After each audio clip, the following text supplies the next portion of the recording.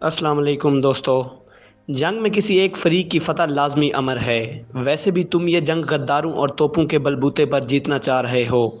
تم سمجھ رہے ہو کہ ہم جنگ ہار چکے ہیں، لیکن یہ تمہاری بھول ہے۔ یاد رکھنا، ہم یہ جنگ ہار بھی گئے تو بھی جیت ہماری ہی ہوگی، کیونکہ ہمارا مقصود شہادت ہے۔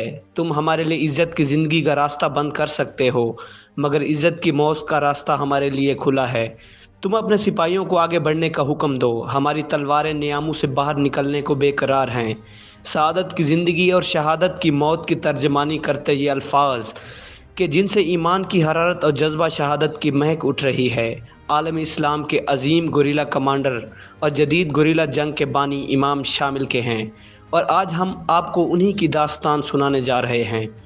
19ویں صدی میں کفر و اسلام کے مابین عظیم ترین مارکے ہوئے۔ یہ وہ وقت تھا جب عظیم اسلامی سلطنتیں غیروں کی سازشوں اور اپنوں کی ریشہ دانیوں کی بدولت اپنا وقار کھو رہی تھیں، اور کفار اپنے تمام حربوں سے لیس ہو کر مسلمانوں کو للکار رہا تھا۔ خلافت عثمانیہ کی بنیادیں کھوکھلی ہو چکی تھی، اور اس کی حالت آندھی میں ٹمٹماتے ہوئے دیے کی مانند تھی جو کسی بھی وقت بجھ سکتا تھا۔ ہندوستان میں انگریز اپنے قدم جما چکے تھے، روس کی ایک عظیم مملکت کے طور پر اپنا وجود منوا چکا تھا، اور اب زاران روس کی نظریں قفقاز پر تھی، لیکن یہاں ان کا واسطہ ایک مرد مجاہد سے پڑا جسے تاریخ جدید گوریلا جنگ کا بانی اور امام تسلیم کرتی ہے۔ قفقاز کے اس مرد مجاہد کا نام امام شامل تھا، جو 1796 میں ایک چھوٹی سی بستی غمری میں پیدا ہوا۔ قفقاز میں جہاد کی تحریک امام شامل کے قائد جہاد بننے سے چند سال پہلے ہی شروع ہو چکی تھی۔ اسے شروع کرنے والا امام شامل کا ہی ایک اہم مکتب غازی محمد تھا، لیکن غازی محمد کے دور میں قفقاز میں تحریک جہاد کو وہ پذیرائی نہیں مل سکی جو ملنی چاہیے تھی۔ قفقاز کے قبائل آپس کی رنجشوں اور قبائلی اسپیتیوں کی بنا پر کسی ایک حکمران کی ماتحتی قبول نہیں کرتے تھے، جبکہ دوسری وجہ مجاہدین اور دوسری مملکت کے درمیان وسائل کا امتیاز تھا۔ اس زمانے میں روس ایک عظیم الشان سلطنت تھا۔ اس کی فوجوں کی تعداد لاکھوں میں تھی۔ اس کے پاس جدید ترین جنگی اسلحے کے ذخائر تھے۔ پچھلی چند دہائیوں میں زاران روس عثمانی مسلمانوں کو شکست دے کر ان کے کئی علاقے روسی مقبوضات میں شامل کر چکے تھے، جبکہ دوسری طرف مجاہدین کی وہ مٹھی بھر جماعت تھی جس کے پاس نہ تو جدید اسلحے کے ذخائر تھے اور نہ ہی اسے کسی حکومت کا سہارا حاصل تھا۔ اکثر مجاہدین قفقاز کی عام آبادی سے تعلق رکھتے تھے، لہذا کوئی مقامی خان انہیں اس قابل نہیں سمجھتا تھا۔ مجاہدین کا امام غازی محمد بھی کوئی مشہور و معروف شخصیت نہیں تھا، لیکن جہاد کا اپنا ایک مزاج ہوتا ہے۔ وہ اپنے کھلے مزاج کی بدولت اور نفاق کے درمیان اپنی جگہ خود بناتا ہے، سو مجاہدین کی تعداد میں بھی آہستہ آہستہ اضافہ ہونے لگا۔ زار روس کو جب مجاہدین کی تعداد میں اضافے کی اطلاع ملی تو اس نے لاکھوں کا لشکر مجاہدین کی سرکوبی کے لیے بھیج دیا۔ روسیوں اور مجاہدین کے درمیان شدید ترین معرکہ ہوا۔ مجاہدین نہایت بہادری سے لڑے، لیکن ایک پہرے دار حمزہ کی غداری کی وجہ سے جنگ کا پانسا روسیوں کے حق میں رکھ دیا۔ امام غازی محمد اور تحریک جہاد کے دوسرے سرکردہ لوگ اس لڑائی میں شہید ہو گئے۔ اس لڑائی میں جو بچا وہ صرف امام شامل تھا۔ ان کا بچنا بھی مشکل نظر آتا تھا، کیونکہ ان کی 3 پسلیاں کٹی ہوئی تھیں جن پر سنگینوں کے 22 زخم تھے۔ 2 گولیاں تھیں، لیکن کہتے ہیں نہ جسے اللہ رکھے اسے کون چکھے۔ امام شامل، جس کے بچنے کی امید بھی نظر نہیں آتی تھی، کچھ ہی عرصے میں تندرست ہو کر روسیوں کے لیے موت کا پیغام بننے لگا۔ امام شامل نے جب جہاد کا منصب سنبھالا تو اس وقت تحریک جہاد عملی طور پر ختم ہو چکی تھی۔ مقامی لوگوں کی اکثریت کھلم کھلا روسیوں کے حلیف بن چکی تھی۔ کچھ ایسے تھے جو غیر جانبداری کی پالیسی اپنائے ہوئے تھے۔ ایسے میں جب غیر تو ایک طرف اپنے بھی دشمنی پر کمر بستہ تھے تو تحریک جہاد کو کامیابی سے آگے بڑھانا بہت مشکل نظر آتا تھا۔ اس کام کے لیے ایسے شخص کی ضرورت تھی جو ایک طرف تو مقامی لوگوں کو جہاد پر آمادہ کر کے انہیں نظم کی لڑائی میں پرو دیں، اور دوسری طرف غیر معمولی جرأت کا مظاہرہ کر کے روس کے خلاف سینہ سپر ہو جائے، اور امام شامل میں یہ تمام خوبیاں شامل تھیں۔ جن کی ان حالات میں اشد ضرورت تھی۔ آنے والے وقت نے امام کو نہ صرف ایک کامیاب قائد اور دانشور سردار ثابت کیا بلکہ ایک ایسا جہادی کمانڈر بھی ثابت کیا جس نے گوریلا جنگ کے تمام مروجہ اصولوں کو بدل کر ایسے نئے تقاضوں سے آشنا کیا۔ ان کے دن گھوڑے کی پیٹھ اور راتیں مسلوں پر اپنے رب کے حضور رکوع و سجود میں گزرتی تھی کہ اتنے خوفناک دشمن کے مقابلے پہ ان کا سب سے بڑا سہارا تو یہی تھا۔ وہ ان لوگوں میں سے تھے جو اپنی زندگی مقصد حیات کی خاطر جد و جہد میں گزارتے تھے۔ مقصد کی یہی عظمت تھی کہ جسے انہوں نے اپنے ساتھیوں کو روشناس کرایا تو یہ مٹھی بھر جماعت اللہ کا قہر بن کر دشمن پر ٹوٹ پڑی۔ امام اور ان کے ساتھیوں کے ایمان کی پختگی کا اس سے بڑھ کر اور کیا اندازہ لگایا جا سکتا ہے کہ دنیا میں جب بھی کسی قوم پر مصیبت آتی ہے تو وہ تمام دشمنان بھلا کر تفریق صرف دوسری اقوام سے مدد کا مطالبہ کرتی ہے، لیکن ان کے لوگوں نے مدد بھی مانگی تو صرف سلمان بھائیوں سے جن کے پاس بڑی بڑی سلطنتیں تھیں اور قوم و اقتدار تھا، لیکن افسوس کسی نے ان کی آواز پر کان نہیں دھرے۔ کامیاب گوریلا جنگ کے اصول میں سے ایک اصول اس علاقے سے مکمل واقفیت ہوتی ہے جس میں جنگ لڑی جا رہی ہو۔ دوسرا مقامی آبادی کا تعاون بھی شامل ہے۔ روسیوں کے مقابلے میں امام شامل کو یہ فائدہ حاصل تھا کہ وہ قفقاز کو اپنے ہاتھ کی لکیروں کی طرح جانتے تھے، جبکہ روسی اس معاملے میں ان مقامی لوگوں کا محتاج تھا جو اس کے ساتھ مل چکے تھے۔ دشمن کی اس کمزوری سے امام نے خوب فائدہ اٹھایا۔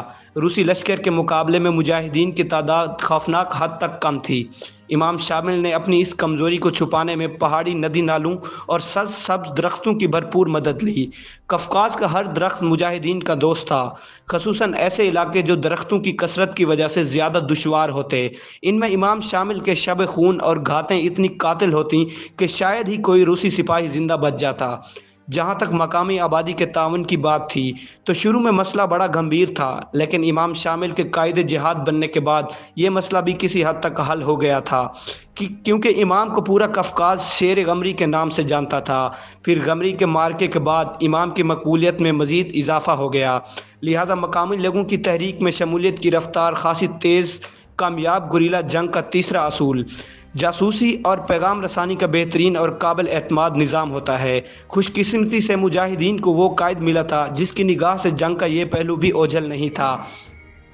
قائد جہاد بننے کے شروع میں امام کی اولین ترجیحات میں سے ایک اپنے لشکر سے غداروں اور مجرموں کا صفایا کرنا تھا، کیونکہ غمری کی جنگ میں صرف ایک پہرے دار کی غداری کی وجہ سے مجاہدین کو ناقابل تلافی نقصان اٹھانا پڑا۔ غداروں کے خاتمے کے بعد امام شامل نے جاسوسی اور پیغام رسانی کے نظام کی طرف خصوصی توجہ دی۔ امام شامل کے لشکر میں قاصد اور جاسوس ایک ہی شخص کے دو نام ہوتے تھے۔ قاصد بنانے کے لیے امام نے اپنے لشکر سے ایسے نوجوانوں کا انتخاب کیا جو غیر معمولی حد تک نڈر اور جان پر کھیل جانے والے تھے، پھر انہیں تربیت کے سخت ترین مراحل سے گزارا گیا۔ ان قاصدوں کی سواری کے لیے امام نے اعلیٰ نسل کے تیز رفتار گھوڑے خریدے اور انہیں سخت ترین موسم میں بھی بھاگنے کی تربیت دی۔ ان تمام مراحل سے گزرنے کے بعد امام کے قاصد روسیوں کے لیے صحیح معنوں میں موت کے فرشتے ثابت ہوئے۔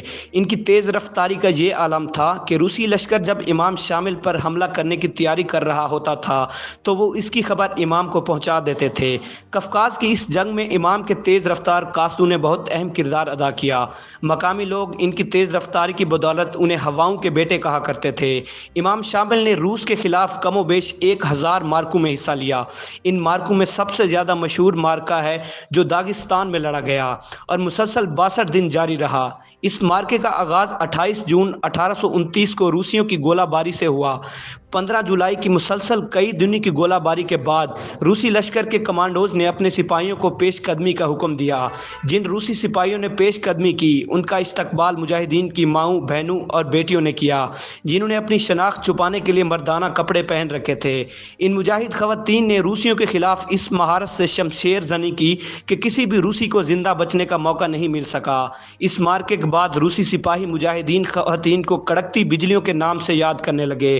17 اگست کو مجاہدین کے پاس پانی اور خوراک کے ذخائر مکمل طور پر ختم ہو چکے تھے۔ 18 اگست کو روسیوں نے ایک نئی چال چلی اور امام کو صلح کی پیشکش کی۔ صلح اس شرط پر رکھی کہ امام شامل اپنے بڑے بیٹے جمال الدین کو ایک ایسے جانبدار سردار عبدل کے حوالے کر دے جو اس لڑائی میں نہ روسیوں کا ساتھی تھا اور نہ ہی مجاہدین کا۔ اس کے بدلے امام اور ان کے ساتھیوں کے خلاف روس جنگ بندی کا اعلان کر دے گا۔ امام شامل روسیوں کی اس چال میں کبھی نہ آتے، لیکن مجاہدین کے پاس رسد کے ذخائر مکمل طور پر تباہ ہو چکے تھے اور امام شامل کے پاس اس کے علاوہ اور کوئی چارہ نہیں تھا۔ وہ توہین آمیز شرطوں پر روس سے صلح کر لے۔ اسی شام امام نے اپنے لخت جگر عبدل کے حوالے کر دیا، لیکن جمال الدین کو اپنے قبضے میں کرتے ہی روسی جنرل کی نیت بدل گئی۔ اس نے جمال الدین کو روس کے دارالحکومت کی طرف روانہ کر دیا اور مجاہدین پر دوبارہ گولہ باری شروع کر دی۔ روسیوں کی بد عہدی کا حلم ہونے کے بعد امام شامل کے ساتھیوں نے مشورہ دیا کہ وہ اپنے اہل و عیال کے ہمراہ یہاں سے نکل جائیں، کیونکہ اگر خدا نہ خواستہ امام کو کچھ ہو گیا تو تحریک جہاد اسی وقت دم توڑ جائے گی۔ امام شامل جیسے شخص کے لیے یہ بات ناقابل برداشت تھی کہ ان کے ساتھی میدان جہاد میں قربانیاں پیش کر رہے ہوں اور وہ میدان سے دور ہوں۔ 2 دن اسی مباحثے میں گزر گئے۔ 20 اگست کو امام شامل نے اپنے ساتھیوں کا مشورہ مان لیا۔ اسی رات امام شامل اپنے خاندان اور 10 جان نثاروں کے ساتھ رسوں کی مدد سے پہاڑ کی پشت سے دریا میں چھپے ہوئے تختوں پر اترے۔ دریا کا بہاؤ انتہائی تیز تھا اور اس کے خلاف تیرنا انتہائی، لیکن مجاہدین کا عزم دریا کے تھپیڑوں پر غالب آ گیا۔ کنارے پر پہنچ کر امام کو پتہ چلا کہ ان کی والدہ دریا میں پڑے ہوئے کسی لکڑی کے شتیر سے ٹکرا کر وفات پا چکی ہے۔ بہن بھی کسی روسی سپاہی کی چلائی ہوئی گولی کا نشانہ بن چکی تھی۔ امام کے چند سالہ بیٹے غازی محمد کی ٹانگ میں گولی لگی تھی اور خود امام شامل کا دایاں بازو شدید زخمی تھا۔ 11 دن بعد جب روسی فوج نے پہاڑوں پر قبضہ کر لیا تو جنرل گریب وہاں امام کو نہ پا کر سخت حیران تھا کہ امام کو زمین کھا گئی یا آسمان نگل گیا۔ 25,000 روسیوں کی لاشیں اسے امام شامل کا پتہ بتانے سے قاصر تھی۔ بظاہر اس مارکے نے امام شامل اور ان کے ساتھیوں کی کمر توڑ دی تھی۔ روسی گماشتے پورے داغستان میں امام شامل اور ان کے بچے کچے ساتھیوں کو شکاروں کتوں کی طرح ڈھونڈ رہے تھے۔ ان حالات میں امام شامل نے